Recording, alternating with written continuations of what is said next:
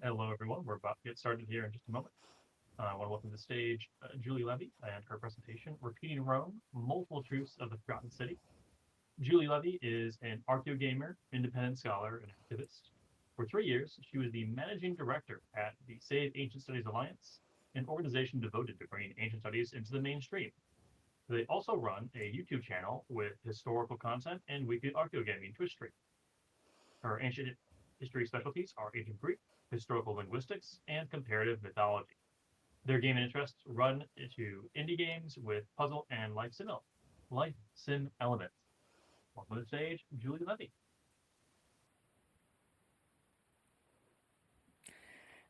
Thanks so much, Dan. Sorry for the small delay.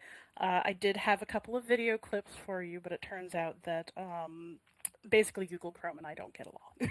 So let me do the obligatory testing. Let us go to the correct view. And is everybody seeing that properly? We are Steven. You're all set. Okay. So, hi, I'm Julie Levy. I am here today to talk to you about the multiple truths of the Forgotten City, by which I'm going to be talking about the various endings. So, spoiler alerts, yes, I will be spoiling the main storyline of this game. I don't think that should prevent you from playing it. I'm not going to talk about how you necessarily get to those endings.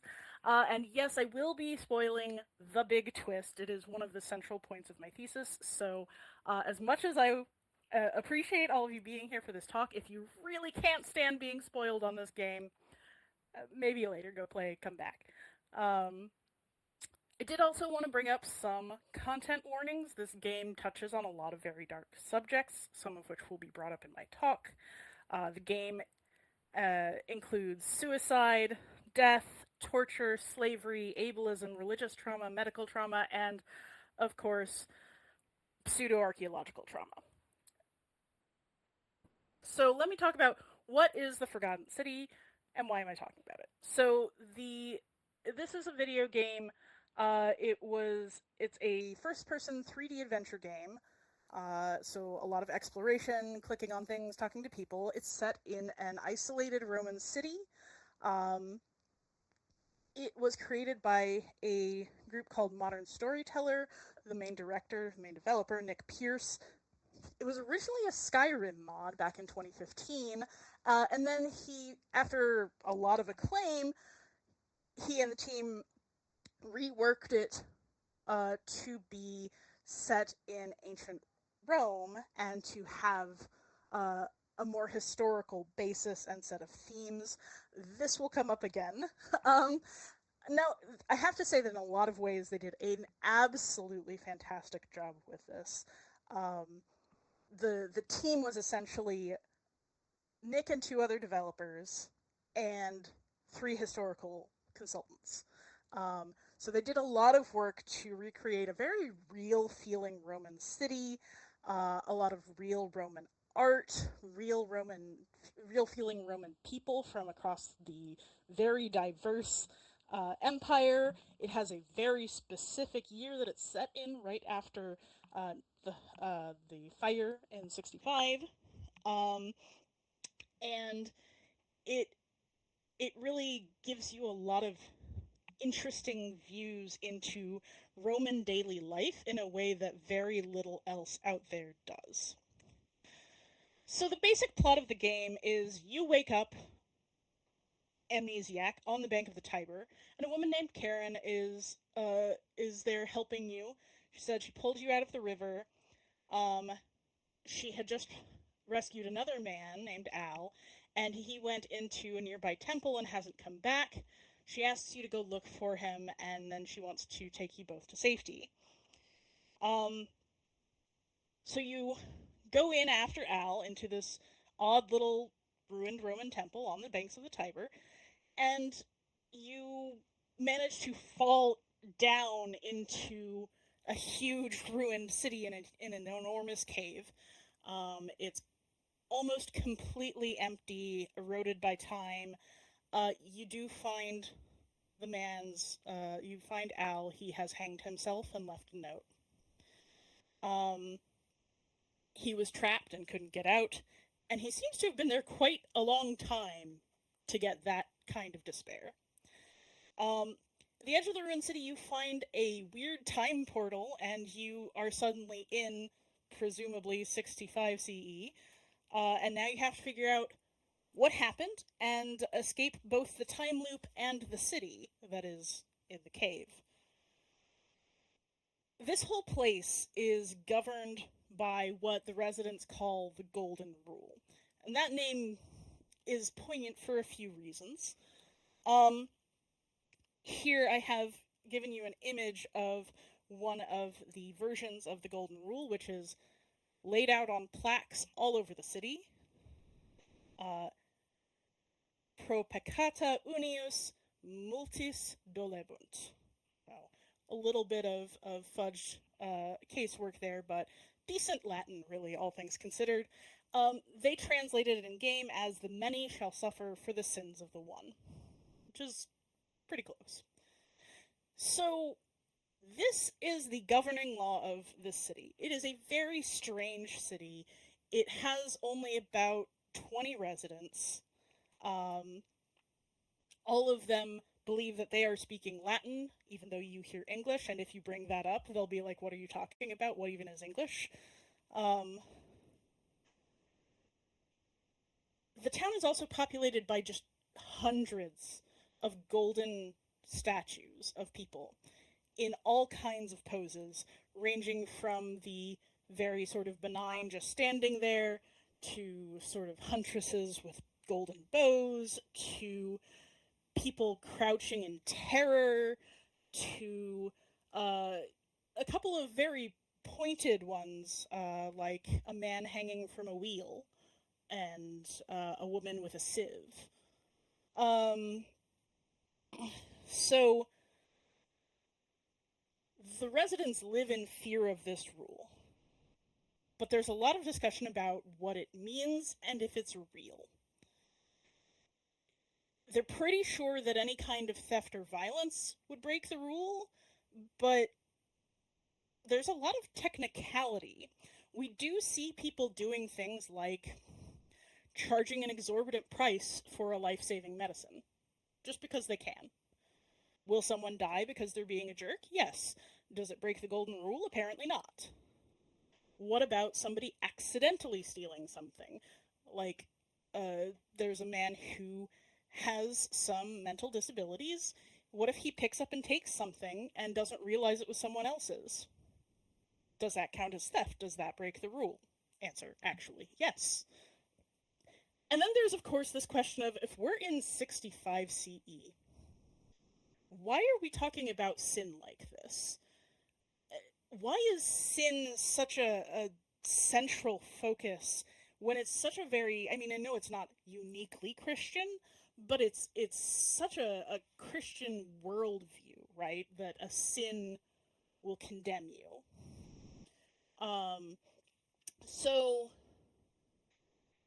there's in particular, like, there's this very odd sort of subplot where there's one man who is not bi but gay, and somebody is scrawling peccator, sinner, across his doorframe, and like implying that his queerness is going to be the sin that ends the world. And it's like, is that really a thing that anyone would have thought in 65 CE in Rome? I'm not so sure about that. And then, of course, there's the question of, how afraid do they need to be of this golden rule? Like, yes, they found an empty city full of these tormented-looking golden statues, but, like, who is going to enforce this? Are the gods real? Is something supernatural happening? What is the deal? Here, alas, is where I had a little video showing you that yes, this is really real, and the first time that somebody breaks it, breaks the golden rule, there is this huge booming voice, and the camera shakes, and the colors leach from the world, and it goes, The many shall suffer for the sins of the one, and like the only colors you see are the golden huntress statues with bright blue flaring eyes coming out and shooting everybody, turning them into golden statues. Um, all the couple of clips that I had in here, they're all taken from my Twitch streams, actually, when I played through this game to comment on the history and mythology content of it. So if you want, those are all available. You'll see my links at the end. So what's actually sort of the feel of this is Groundhog Day with the touch of Midas. There are gods uh, that are enforcing this rule, watching through the statues and using them to start over by those statues shooting with golden bows. And the only way out of this scenario, most of the time, is through that time portal, which will loop you back to the beginning of the day. So your gameplay is trying to figure out how to stop the rule from being broken and get out of here at all. So knowing that this time portal exists and that you will always restart the day, you can use that to your advantage because, first of all, you can go and be a horrible, nosy spy, or interrogate people, or sneak into places you shouldn't be, learn all kinds of stuff, and then come back the next day and nobody knows you did that. And second of all, you get to keep whatever's on your person, so if you find a bag of gold and take it, you can come back the next round, take it again, and again, and again. So you can pay that exorbitant price for that medicine if you just want to buy it.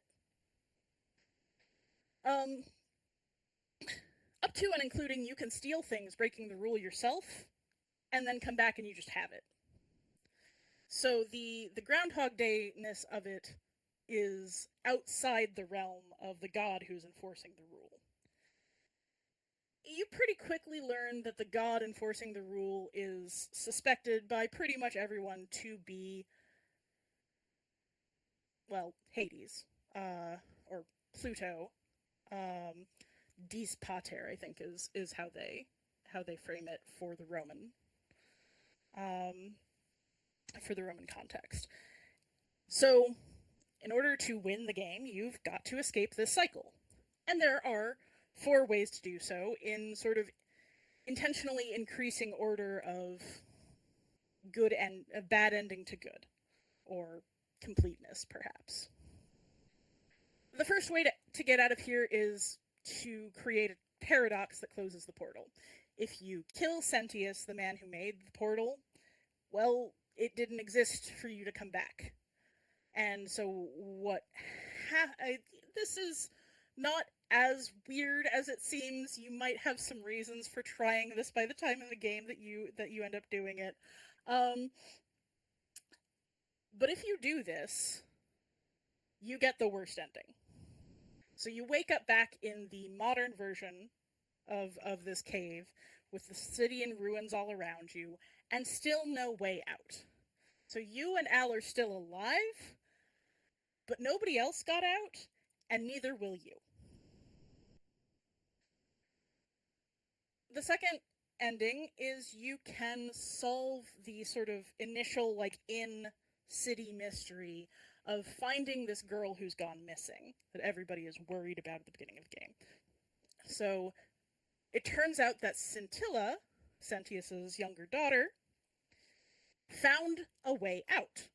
Like, there's just legit an escape route out of this world back into, out of this afterlife, probably, and into the real world. It's been found before by all of those heroes who did their catabasis and came back.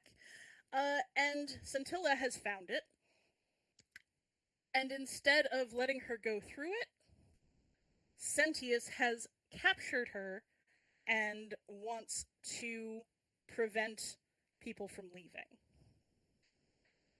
So Scintilla has been basically kept and tortured by her own father in this aqueduct for days, week. If you agree to free her when you find her, which is the obvious thing to want to do, she'll kill Sentius herself. This is obviously going to break the rules. Sentius has actually positioned her such that if she were to get free and kill him, there would be a statue looking right at her when it happened. So it would immediately break the rule.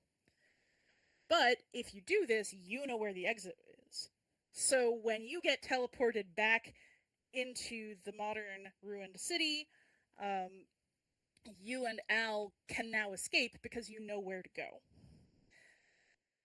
You will also find some information that Scintilla managed to make it out alive, but nobody else did. But what if instead of just Scintilla, you could go back in time and warn everyone? Oh wait, you can do exactly that. So if you, instead of freeing Scintilla, end the cycle, go back to the beginning, and come out and talk to the guy who greets you every time you do, Galerius, you can actually convince him to go and try to herd everybody out of the exit. Like, get everybody in place. This is going to happen. We got to go. So when you now wake up in the ruined city, you know, you have the same sort of interaction with Al, except now instead of evidence saying that only Scintilla survived, there are a whole handful of people who do. It's still less than a quarter of everybody who was in the town. So then there is the final ending, the good ending, the most complete ending. And this requires a lot more exploration. You have to do some archaeology and discover that there is another city beneath the city. There's a whole Greek town down there. And if you get through the Greek town, there's an Egyptian one. And if you get through the Egyptian one, there's a Sumerian one. Now, mostly there aren't people down there. Mostly. But you start to understand that this has happened a number of times with a number of different civilizations. So Sumerian, and then Egyptian, and then Greek, and then Roman. And there are hints in the upper world that there's starting to be a Christian world being born on top of the Roman. In order to actually solve the mystery of why this is here and who is making it go, what are the gods doing, why does this afterlife exist, any of that, which is easy to forget in the day-to-day of the game of trying to save everybody and get out of here, you actually have to figure out the true name of the god in charge of the Pocket Realm. And once you actually prove that you have this knowledge, you can enter this big sealed temple that's in the center of town that nobody has any idea what's inside.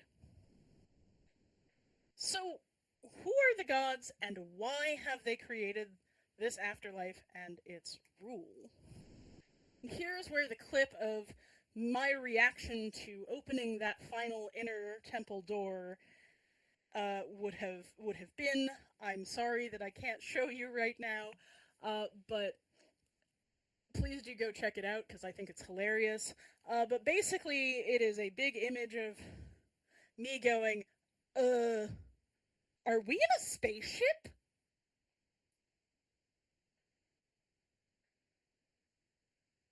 Because yes, the twist is ancient aliens. I'm so sorry. So, it turns out that the gods are aliens. We have been in a spaceship this whole time. And the reason there are so many names is because the humans can't even pronounce the names of the gods. It's implied, actually, like if you see that little, like, roadway there, it looks kind of matrixy. If you look at it, it's all in cuneiform, so it's sort of implied that the aliens gave humanity writing, among other things. And this whole thing is happening because Pluto is mad that his wife likes humans. She's actually managed to somehow become human, which means that she's now mortal, and he is desperately trying to figure out how to turn her back, or shy of turning her back. He wants to know what it is that she saw in humans that was so good, because he's like, you can't even follow a simple rule. Don't sin. What's wrong with you? And so he's been experimenting through the ages of bringing in groups of mortals to see if any of them can live a life without sin, and he is not pleased. So this whole time, Persephone has been kept in his spaceship in suspended animation so that she won't die. And she has been actually hacking her way out to try and message you to help her end the cycle. You can do one of two things here.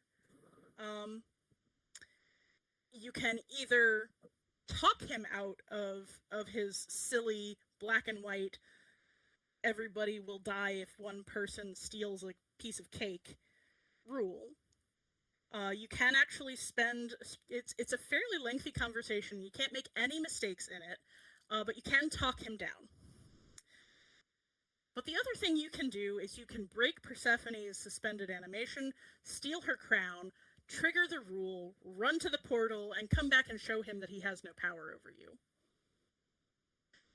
Either way, this is the point at which he agrees to end the cycle and send everybody back to Earth and let Persephone do her thing. This is the good canon ending, and everyone, except for, I think, Centius, survives. And everyone gets an ending that is morally figured to who they were as a person, which I've always felt kind of undercuts itself as a moral. Like, oh no, we don't have just like a, you know, if you sin, you suffer, but, you know, if you are a greedy bastard, you're going to get tricked into thinking that you're emailing a Nigerian prince. So at this point, I want to come back around, having sort of revealed all the layers of this thinking, and talk about what it means that this is set in Rome, and theoretically Greece, Egypt, and Sumeria, versus being in a fantasy world. So, like, the biggest problem here, obviously, is the racism inherent in Ancient Aliens. Most Ancient Aliens beliefs are tied to places we consider non-white, and that whole idea of, you know, well, clearly if they weren't white, they couldn't have come up with these cool technological things, and they definitely couldn't have done anything we don't immediately understand. So it must have been aliens, or something. Now, this particular one is starting with Sumeria and going through the sort of train that we think of as classical Western civilization. It doesn't even spare Christianity from the movement. But the origin of Ancient Aliens is still really dicey, and so that makes anything that includes it at best a problematic fave. On a non-Earth world, this is much less of an issue, right? Because if there's this, like, godlike AI energy being running an experiment, even if it's called Thor, that doesn't make it the originator of real-world peoples, right? So there's a huge difference in porting that ending from the mod to antiquity.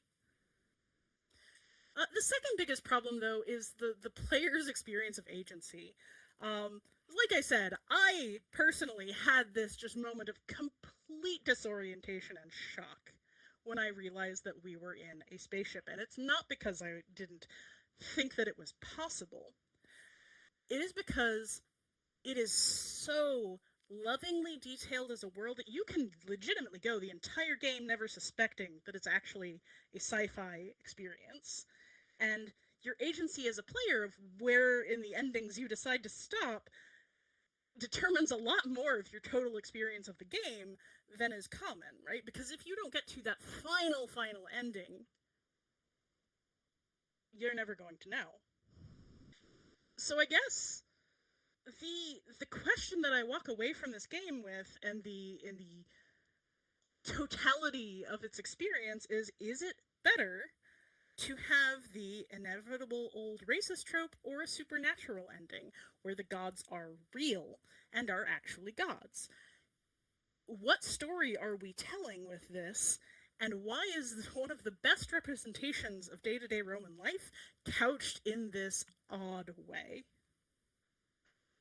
So I did just want to put up some selected readings, including my previous article on this subject on Alex Vandewalla's blog, Paizomen, and also where to find me online. You can check out my entire playthrough of this game.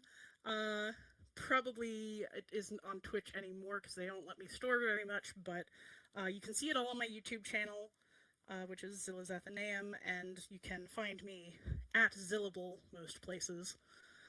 Thank you very much.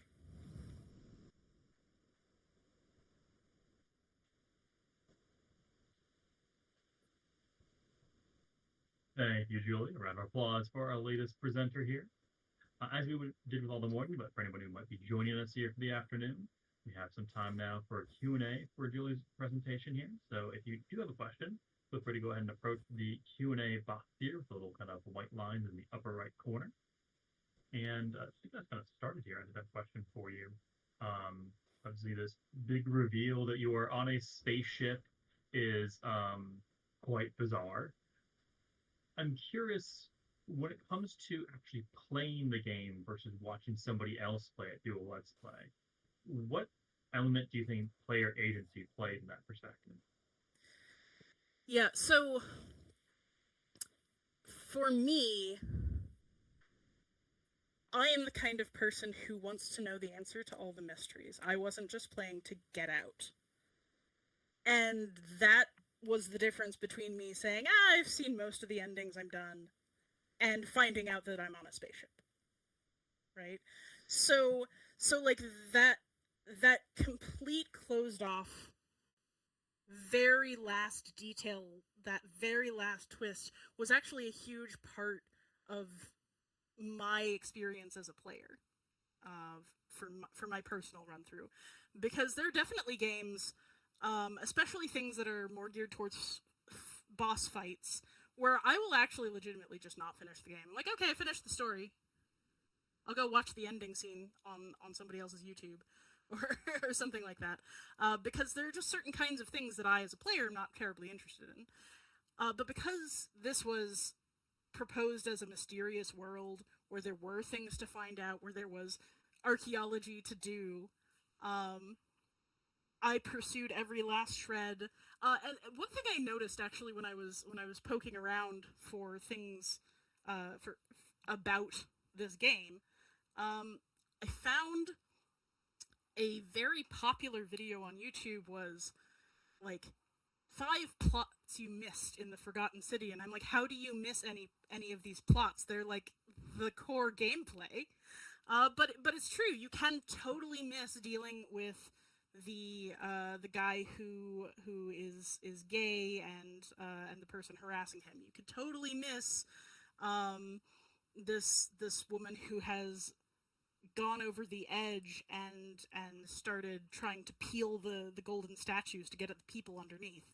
Like, you can do a lot of things in that game that you don't absolutely have to do in order to solve the mystery, or at least solve enough of the mystery to win. So as a player in a game where there is a lot to be missed, if you want, the fact that this huge, earth-shattering, possibly literally reveal is only the good ending is very startling to me as an experience. Thank you. And then did we have a question? I saw some other people kind of pop on their video here. I'm not sure if they're trying to hop over here or not. Colin, did you have something?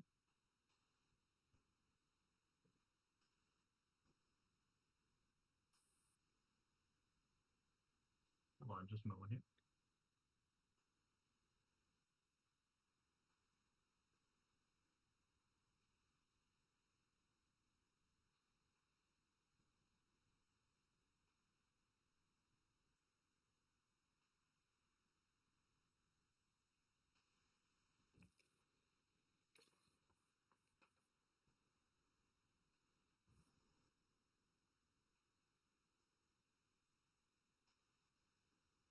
I'll ask while tech issues are being resolved. Thanks, Julie. Yeah, I had only vaguely heard of this game, but I didn't know anything about it, so it was really interesting for you to tell us about it. Um, this is a very vague question, so I'm not really expecting like a very empirical answer, but just in terms of my own curiosity, like I kind of had the same reaction to the one that you described when I was playing House of Ashes, which is one of the Dark Pictures anthology games. It's kind of like a spin-off series from Until Dawn.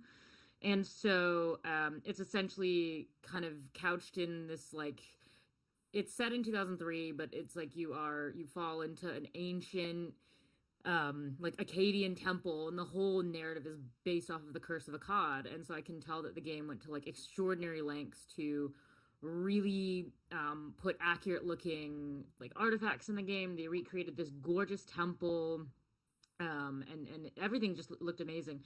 And then of course you get kind of to the end of what's this creature chasing you, and then it's like a vampire bat that came from a spaceship, and it's like, what the hell is this? So, but I'm noticing like this is a trend, this weird pseudo archaeology within, especially a lot of games that are like couched in either mystery, specifically horror, and then even some just spooky adventure type game.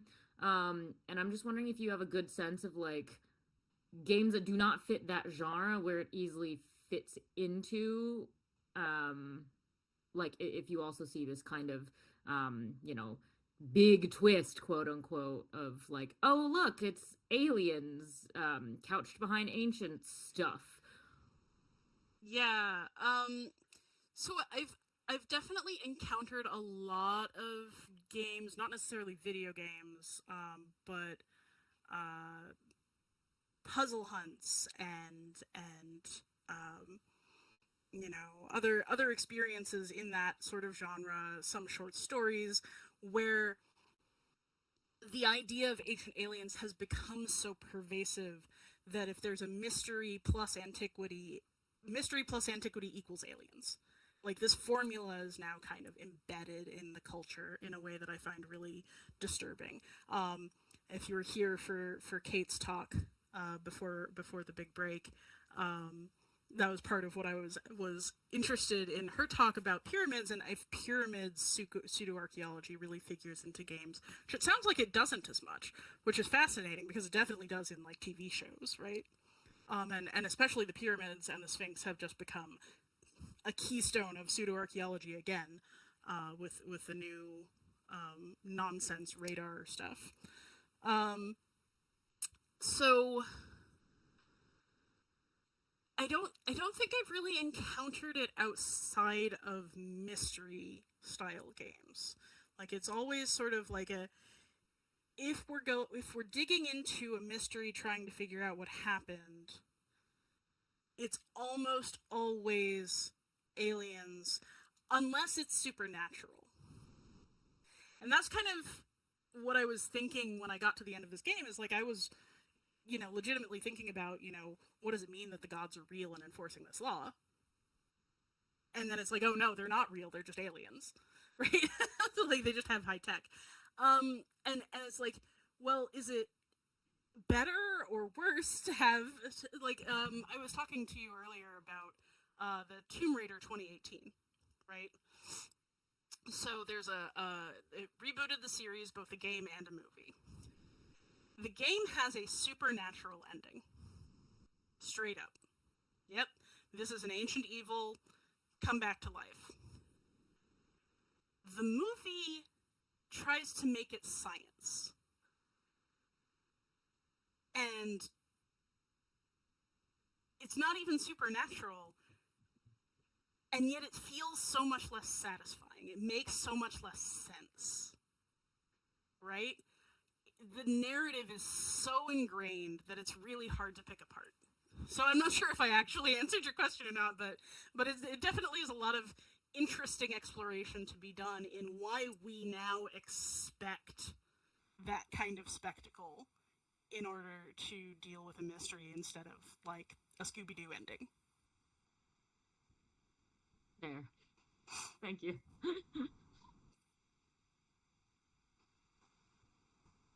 Okay, can you hear me? Yes. Awesome. Okay, where do you situate this game compared to others you've played? Is there any like tangential games that use the same kind of themes or archaeological gameplay without resorting to the sci-fi tropes, but with still maintaining some respect to antiquity?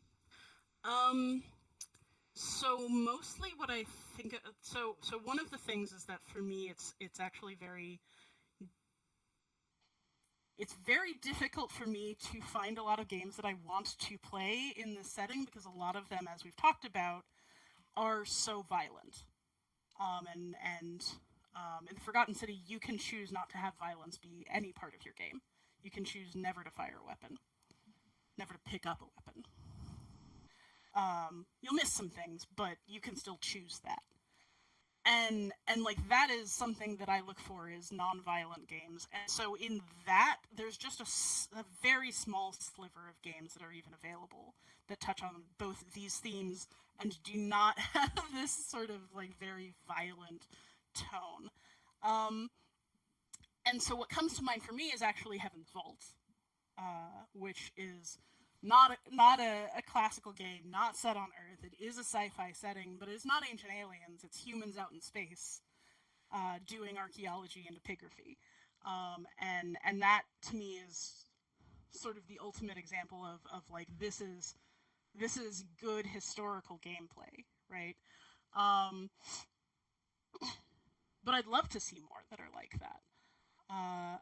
And I do know that there are plenty of games that do just lean into the supernatural, like Phoenix Rising, for instance, is all about the realm of the gods and the gods themselves, even if the morals are, if anything, more questionable than the Golden Rule.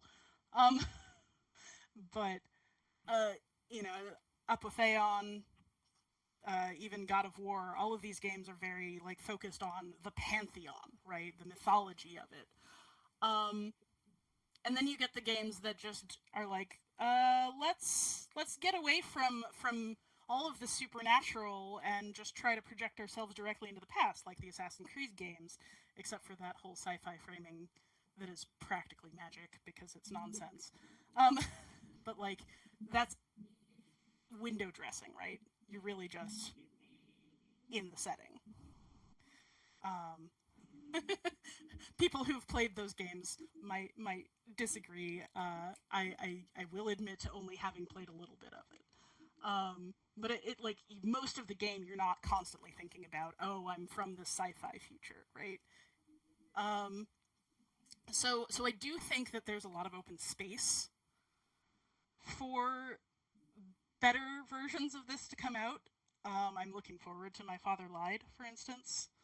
And I do think that there are, as you said, tangential directions that exist.